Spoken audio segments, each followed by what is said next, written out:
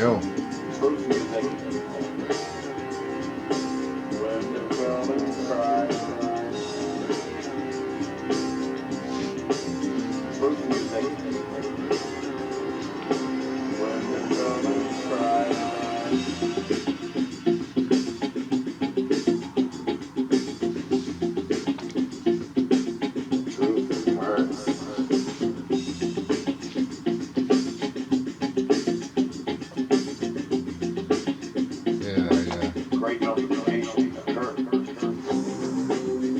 When the buildings cried. Yeah, anyway, I guess I've been at Queen's Park for 2 years now, and before that I was going to protests and doing the chemtrails and the no 5G, anti-5G protests, and just like going to all kinds of just kind of like rebellious, not rebellious, I guess, just like I was always going to seminars and stuff like that as well, and for years, and I never seen any of these freedom fighters before. Two people I seen before at 5G, say no to 5G protests, and other than that, I've never seen any of these people ever before. And I've been to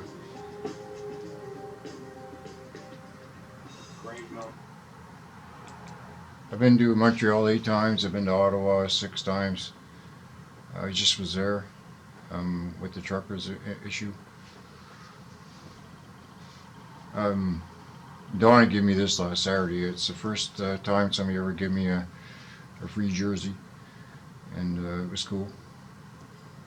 Not that I have not tried to promote anybody that's been trying to push the truth and stuff, but I mean, I guess it was over a year ago I started noticing a pattern developing in regards to these protests and who's been running them and who's been trying to, steer the bus per se. And I mean, I'm involved with a group, Critical Thinkers group, and we analyze the shit out of everything. And I hate to say it, but the Queen's Park group now is being, well, it's always been kind of infiltrated by weasels.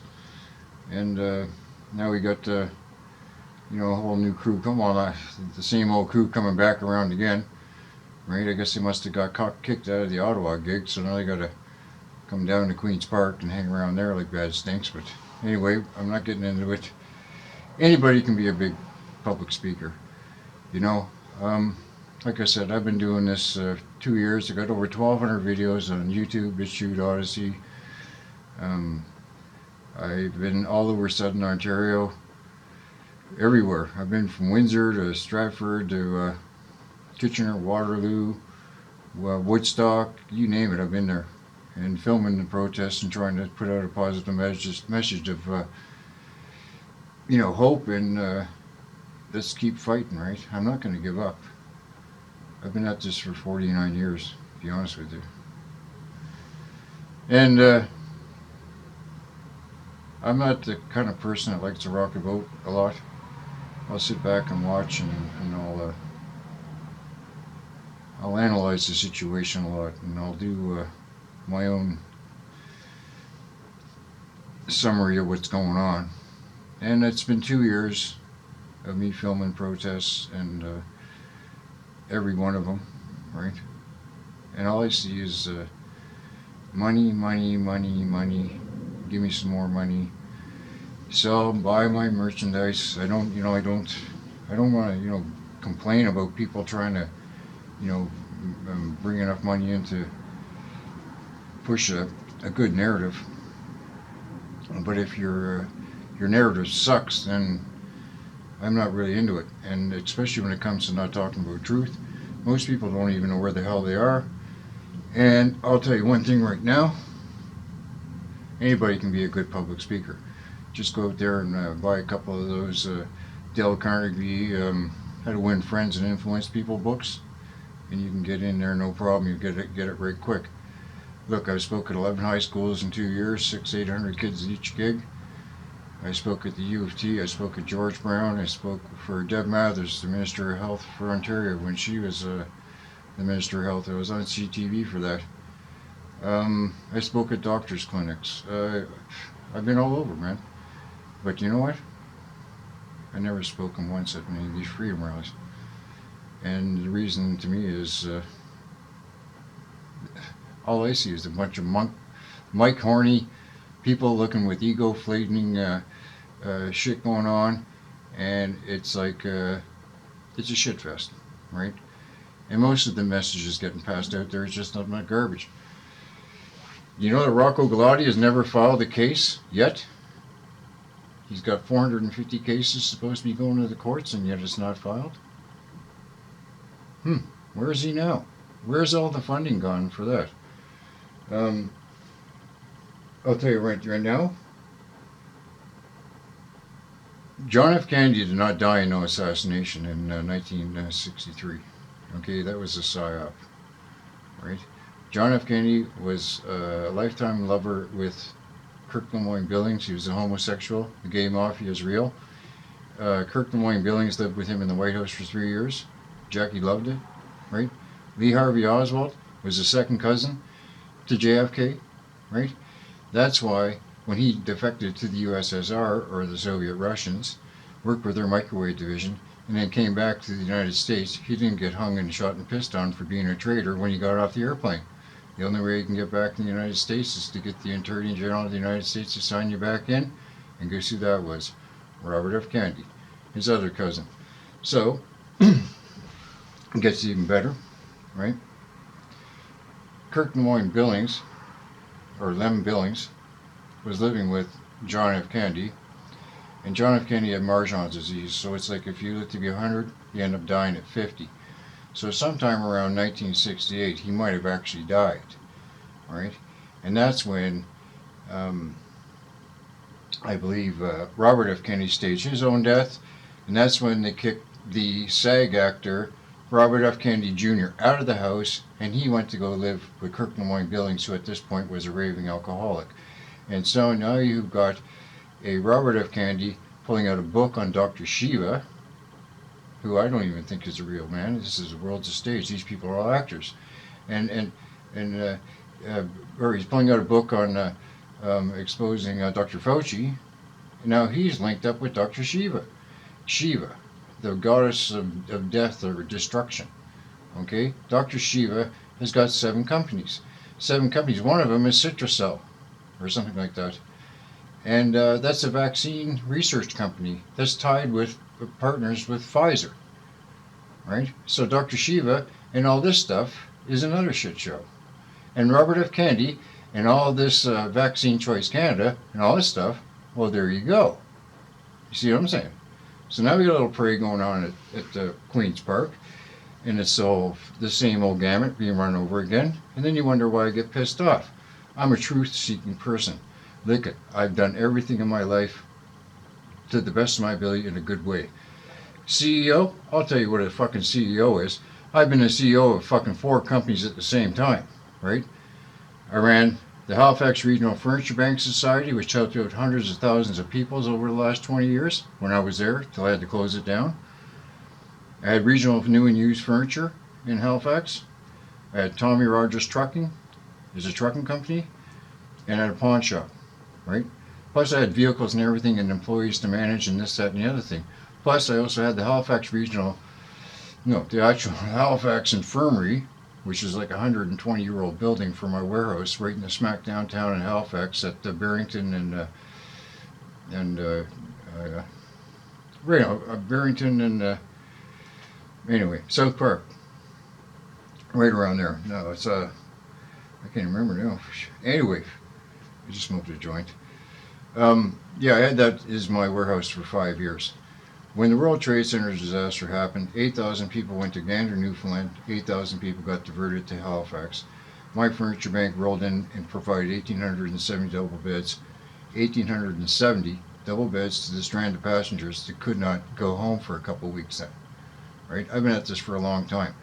They murdered my mother in 1972 when I was 10 years old, turning 11, with Dr. Fauci's chemotherapy, AZT bullshit, what they introduced into the AIDS shit. They cooked her in 6 months. So I kind of walked off the tracks then. I basically spent 5 years in high school and got one credit, machine shop, but I was selling marijuana, hashish, LSD, whatever, back in the 70s, and making more money than the damn teachers and the vice principal that was working there, until they kicked me out after 5 years, right? So by the time I was 19, but when I was 19, I got my university education at a photocopier, when I photocopied my younger brother's best friend's university resume. So it worked out. And I became the youngest supervisor in Air Canada at one time when I was 23. I worked there for 5 years. Then my father died, and my ex-wife is an actress and a model and this, that, and the other thing. I ended up having a daughter with her, and then things got crazy with drugs. I ended up leaving Ontario, going to New Brunswick, getting off the drugs, and eventually I was working at Irving, Sweetie Propane, for 2 years as a bulk plant manager, and I got 8 or 9 different installers licenses for propane in New Brunswick with Irving.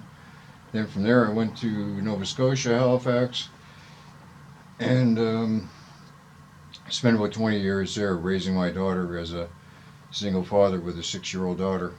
And then because things broke loose with me and my ex-wife, because she still had a cocaine issue. Well, I had a cocaine issue when I was younger, but I mean, I had to get off it when I became a father, and that's when I focused on being a real person, I guess, at that point, to the best of my ability. And all the time I'm still researching the craziness in my life.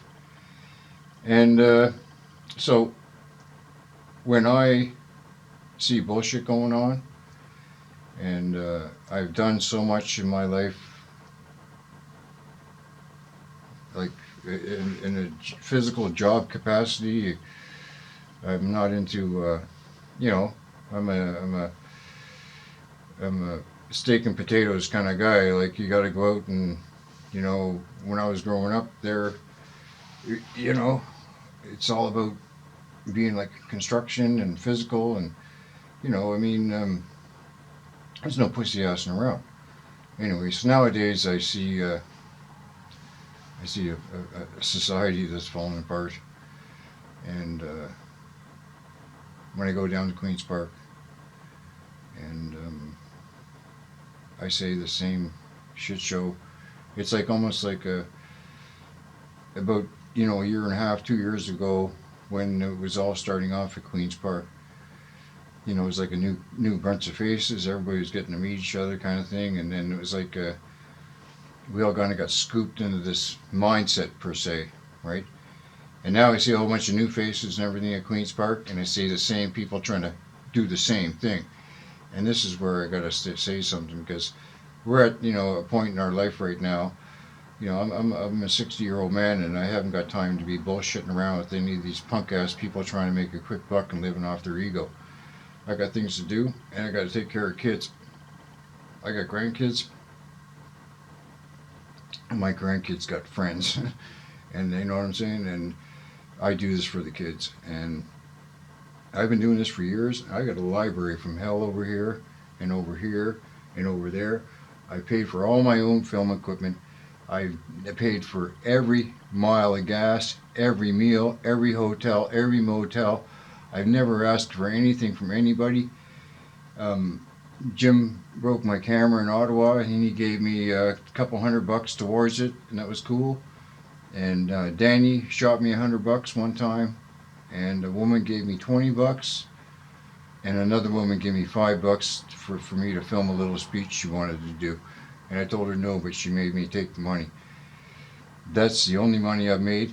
I also got an $880 fine in Woodstock, Ontario, for providing a hot meal and clean to new winter clothing to the homeless. And that was at the City Hall last February, in a freezing cold February at Woodstock City Hall. At 7 p.m., they gave me an $880 fine for reopening act. You're not allowed to feed the homeless and give them winter clothing in the middle of winter. That's where I live.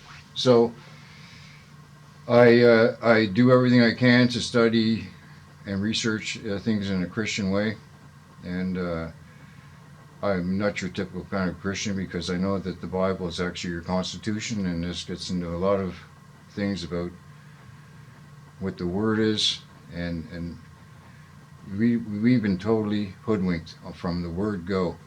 And any politician that's out there, any of these assholes that are any politician that's Maxime Bernier here has been linked up with George Soros and all this stuff. I've had a couple of talks with the pastor, and he hears me, but I just don't understand how a pastor can be running with politicians, you know.